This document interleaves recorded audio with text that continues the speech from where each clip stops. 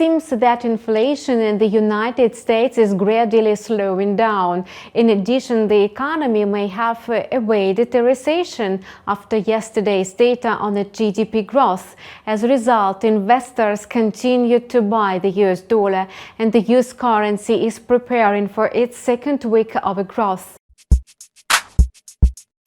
Next week, there will be quite a lot of news. On a Monday, investors will begin to assess the first batch of news at the opening of the Asia-Pacific session.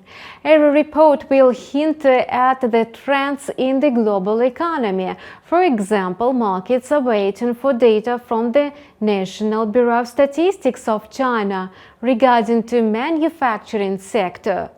Forecasts suggest that the negative trend will continue, but the decline should slow down. The manufacturing PMI may approach the border level of 50 points, but it's unlikely to rise above it.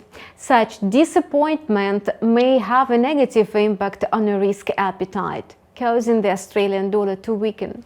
Investors will continue to assess the risks of a global recession and scrutinize reports from Europe.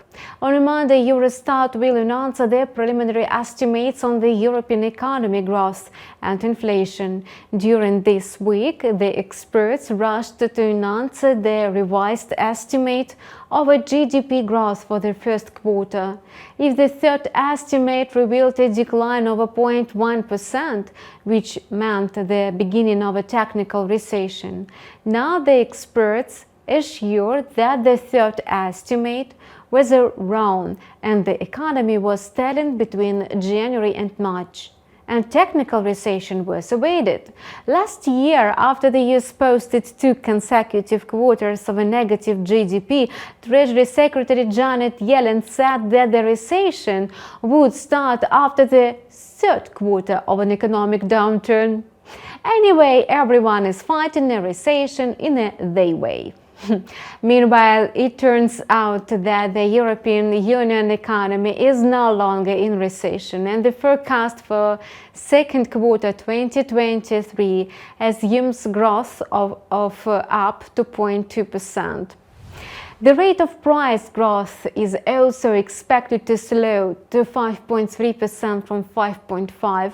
However, the euro is likely to weaken on the data, as the European Central Bank makes its rate decision based on the GDP and the labor market data instead of inflation.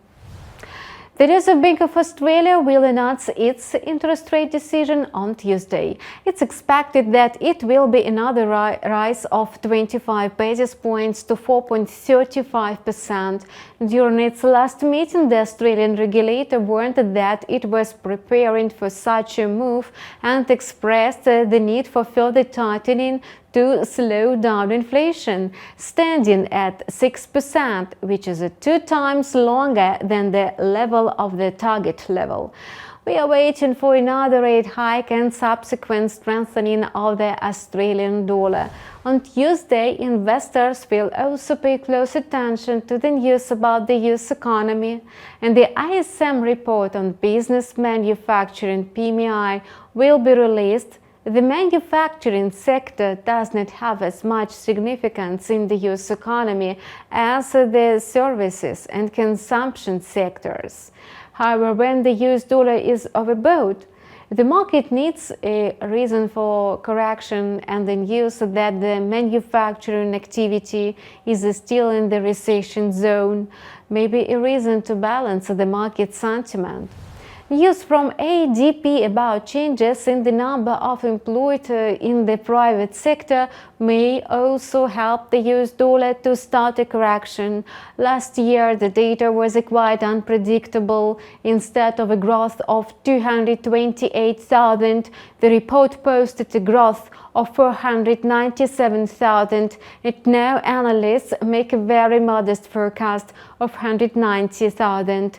We will see if experts from ADP manage to surprise the market this time. And we will monitor the market reaction to the above-mentioned reports. Subscribe to our channel and follow changes in market sentiment. with us. Any comments, questions and offers are welcomed. We wish you profitable trading and see you soon.